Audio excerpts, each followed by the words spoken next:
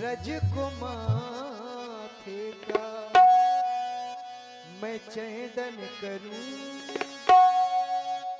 कोई साधन नहीं साधना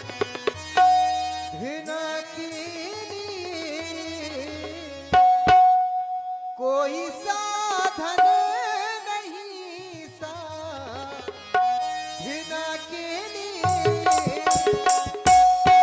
किस तरह है साधना यार मैं वैदन करूं, पूछ के चरण का मैं तो वैदन करूं, कोई साधन नहीं साधना के लिए, कोई साधन नहीं साधना के लिए, किस तरह है साधना यार मैं वैदन करूं, पूछ के चरणों का मैं वैदन करूं।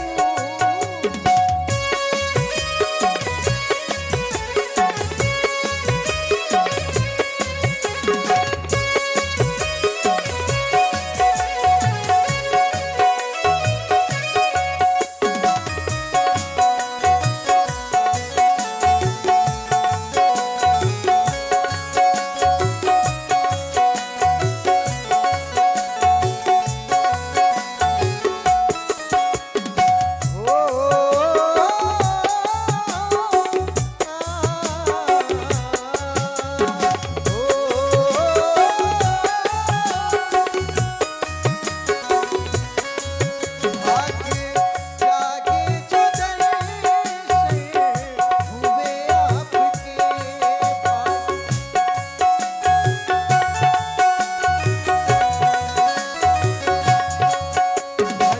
जीवन चरण जो छुए आपके,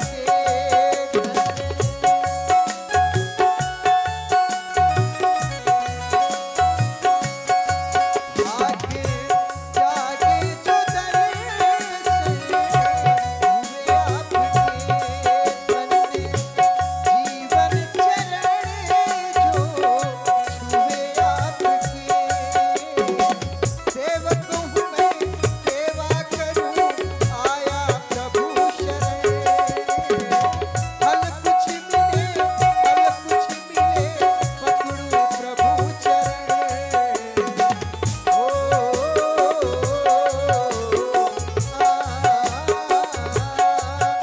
आत्मसिया आपका आराधन करूं, आत्मसिया आपका आराधन करूं, कोई साधन नहीं साधना के लिए, कोई साधन नहीं साधना के लिए, किस तरह है साधना यार मैं वैदन करूं, पूछ के चरणों का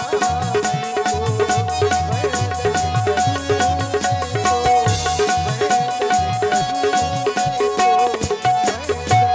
वैदन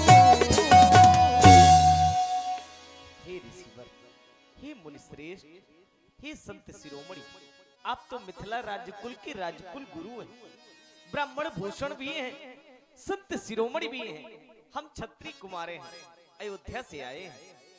हे प्रभु, हम तो क्षत्रिय कुमार हैं।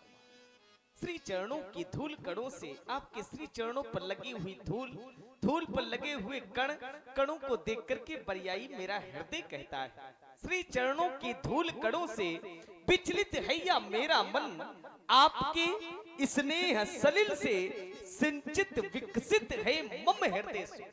निवेदन है कृपा कोप की सुकत समीरज, प्रतिपद करती मनोरंजन, यही जात है पद कमलों में, रिसीवर ने उछावर कर दी अपना जीवन।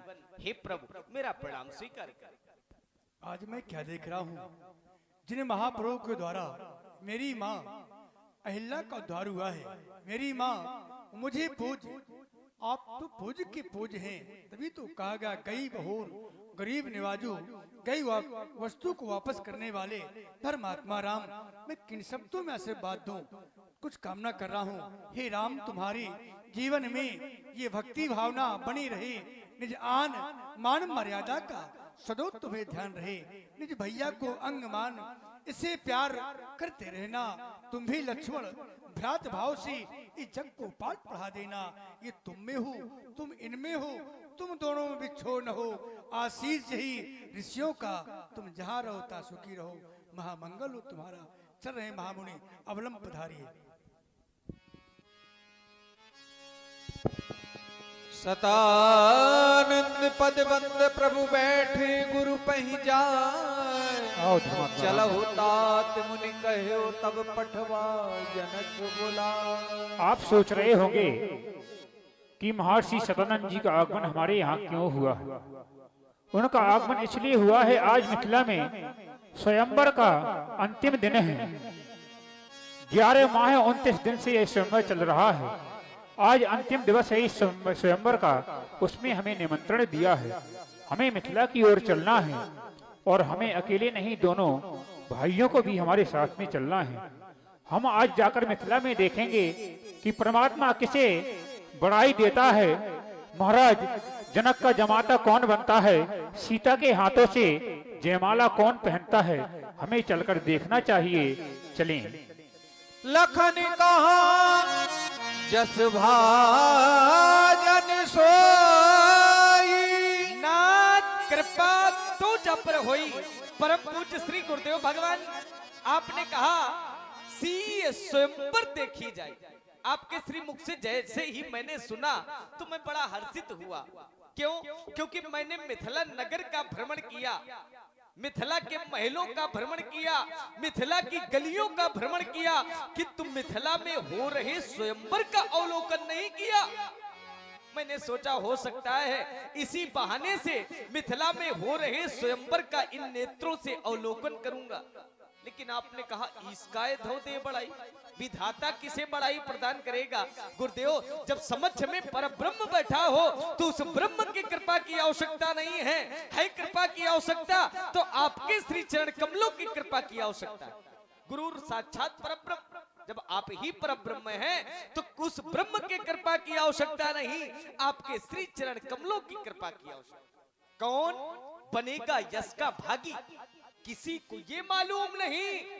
कौन बनेगा यश का भागी, किसी को ये मालूम नहीं। लेकिन जिस पर होगी कृपा आपकी, बन जाए भगवान वही, बन जाए भगवान वही। गुरुदेव, मुझे इस संसार के सहारे की आवश्यकता नहीं है। संसार का जो सहारा है वो क्षणिक भर के लिए है, क्षण मात्र के लिए है। लेकिन गुरुदेव के श्री चरण कमलों का सहारा जीवन के आवागमन के बंधन को मुक्त कर देने वाला है। गुरु बिन भवनिधि तरे न कोई, और जो बिरंच शंकर सब होई। इसलिए गुरुदेव, सहारा विप्र चरणों का जिन्हें प्राणों से प्यारा है, वही है कीर्ति का भागी, वही है कीर्ति का भागी। अटल अनुभव हमारा है, कहां तक तुम टिकेगा नाथ, कहां तक तुम टिकेगा नाथ। उस मैथिली स्वयंवर का जहां रविचंद्र की किरणें उदित नभ में उजाला है। आगे बढ़कर, आगे बढ़कर हम यश कीर्ति को बढ़ाएंगे। गुरुदेव, अटल विश्वास है अपना, बड़ाई प्रभु श्री राम पाएंगे, बड़ाई प्रभु श्री राम पाएंगे। क्यों नहीं, अब हमें धर्मात्मा राम स्वामित्व लक्ष्मण चलकर देखना चाहिए। चलिए मिथिला की ओर। मुनि के संग मिथिला में प्रभु श्री राम